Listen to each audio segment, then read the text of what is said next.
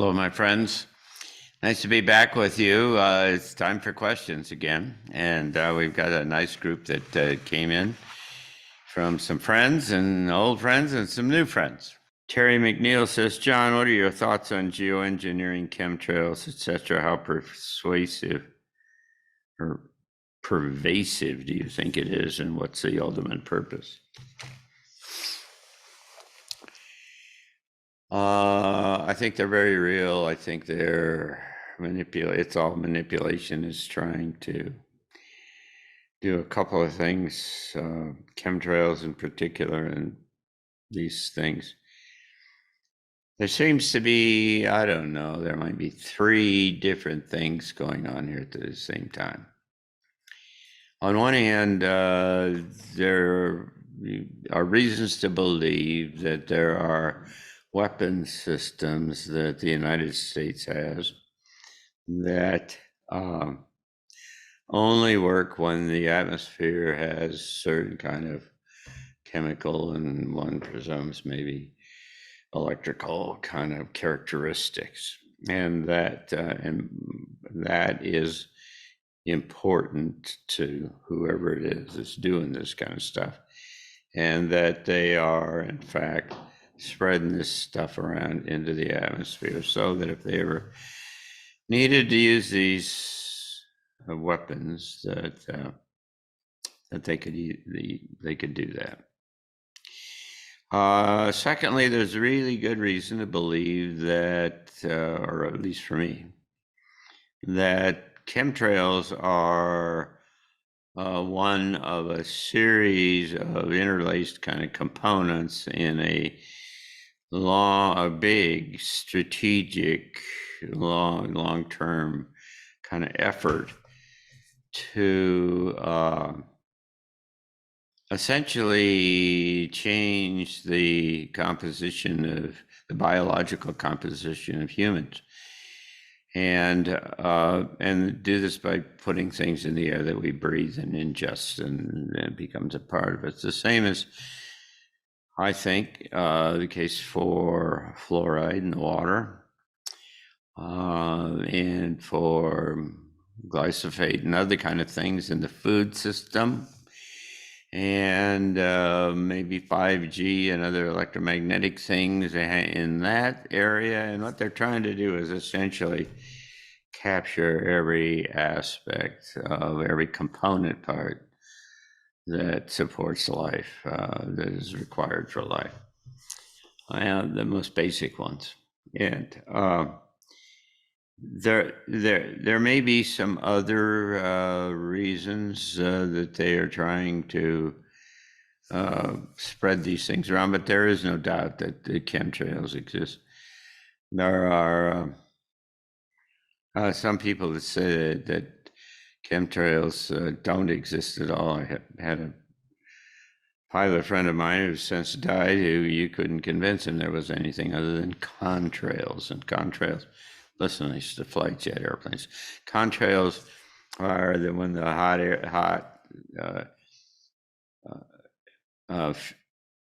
exhaust gases out of jet engines hit the very cold outside air, and what it does is immediately freezes and makes little ice crystals out of the humidity that's in the air.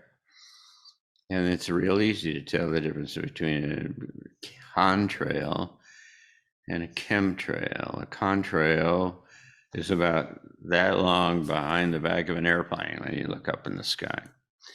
And the air mixes up and warms up, and the little ice crystals melt, and it goes away.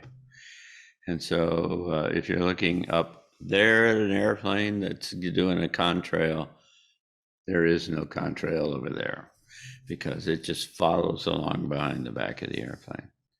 Chemtrails, on the other hand, are, even physically, as you look at them, you can see that they are qualitatively different, because what they're doing is putting particulate out, and it's being pumped out, and so it generates a little more kind of flowery kind of a cloudy cumulus cloud kind of a character to them. And the most fundamental issue is that they just are persistent. They go for all across the sky.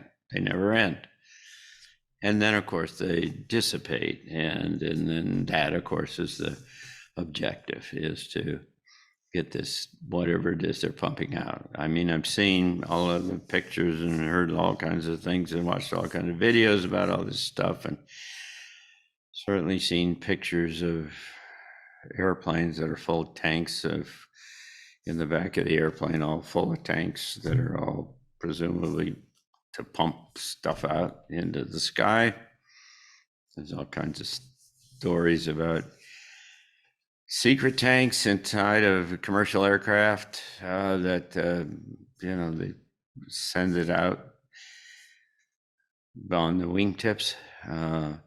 That's another kind of differences, because when you look at a contrail, what you'll see is a little break behind the end of the jet engine where it's so hot that it's the outside air has not come in and not started to mix. And then the contrail starts at the end, there's a little break at the end, and it's just at the ends of the engines. The chemtrails, on the other hand, come out and pump out all the time, or at least when they're at altitude. And the chemtrails are straight right at the edge of right at the end of the airplane. How that all works is something I don't understand. Some people have suggested, who are not aviators, I guess, that what they do is treat the jet fuel, and this is just a natural kind of the jet fuel. When you burn the fuel and it comes out of the back end of the engine, that it then floods the sky. Couple of potential problems with that. Number one, if that were the case, every airport in the world would be just one big cloud of crap in the air, because you'd be sitting there burning it and going full power trying to take off, and it'd just be going all over the place locally, and that clearly isn't the case. So it must be inserted in some way if that was the model and the way it works. There are also questions about the ability to put additives into fuel for jet engines, and jet engines are very tricky and things, and you just really don't want to mess with the fuel situation. But in any case, it's happening, and it's more than likely than not, it's mostly happening with the military or repurposed military airplanes that are just spraying stuff. And so, like I say, they're doing it. They've been doing it for a long time. It's part of a large, long, very sophisticated, very expensive effort to essentially condition the space in which we humans live. And maybe they need us to. There are all kinds of stuff that have been in, people have measured that have come out of the chemtrails, barium, aluminum, other such stuff. And there's no question that chemtrails are real. John Brennan, I think it was, who was then the director of CIA back about 7, 8 years ago, did a speech up in Boston, I think is to the Council on Foreign Relations, and he literally spent 15 minutes talking about chemtrails and what the value was, because he said, of course, is that they're used to reflect the sun and keep the earth cool, and it was fighting against global warming. That's first of all, if this director of Central Intelligence gets up there and tells you that, he's lying, because that's what they do. They lie for a living. And he would only pick a subject like that because he was trying to drop some cover build some cover for the real thing that they were doing and why they were doing it. So anyway, they're real. I don't know exactly what they're doing. They're not good for you. And hopefully one of these days soon we can get rid of them. That's all the questions we got for today, and I thank you very much. Send some more. It's always fun to kind of think about some of these things that you guys are thinking about. And I'd encourage you for sure to kind of tune into or come and visit us with thanks for transition talks. We've got a great one coming up this weekend with Joey Korn, who is one of the foremost dowsers in the world. And then in February, we've got Deborah Rose, who is a naturopath who does amazing kinds of things for people who have seemingly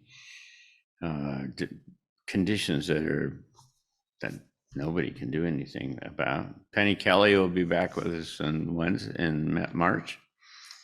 And it's got some really new and very important and interesting things that she's talking about. April, Dave Martin, 15th, Text Day. That'll be really big. If you want